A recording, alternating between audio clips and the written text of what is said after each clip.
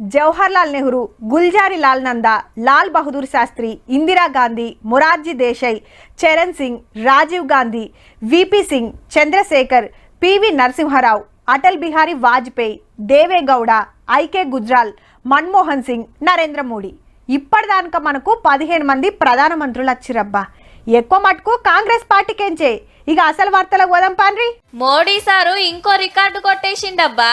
Break లేకుండా ప్రధానమంత్రి పదవిలో ఎక్కువ రోజులున్న రెండో లీడర్ సారే. మరి అప్పట్లో ఇందిరాగాంధీ మేడం 4077 రోజులుంటే దాన్ని దాటేసిండి. అలా ఫస్ట్ ప్రధానమంత్రి చాచా నెహ్రూ వరుసగా 6130 రోజులు పదవిలుండి ఫస్ట్ జాగలున్నాడు. కానీ ఏండ్ల మీదకి లెక్క చూస్తే మోడీ సారు మూడో ప్రధాని, నెహ్రూ సారు 16 సంవత్సరాల 286 రోజులు, ఇందిరాగాంధీ మేడం 15 సంవత్సరాల 303 రోజులుంటే మోడీ సారు 11 సంవత్సరాల 60 రోజులు. ఇయాల్టికి పార్లమెంట్ ఎలక్షన్ల దాకా పదవిలున్నా ఇందిరమ్మని దాటేసిన నెహ్రూను దాటలేడు.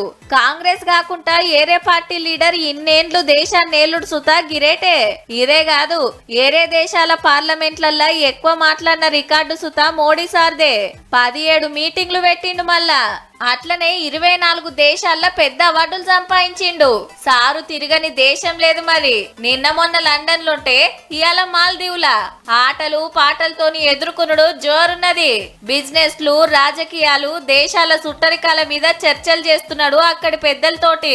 ప్రధానమంత్రి సారు బయటి దేశాల్లో గింత బిజీగా ఉంటే ఈడ ప్రతిపక్షాలేమో పార్లమెంట్ కు రావాలే, ఆపరేషన్ సింధూర్ మీద మాట్లాడాలి, బీహార్ లో ఓట్లు ఎందుకు తీసేసిండ్రో చెప్పాలని లొల్లి చేయబట్టే.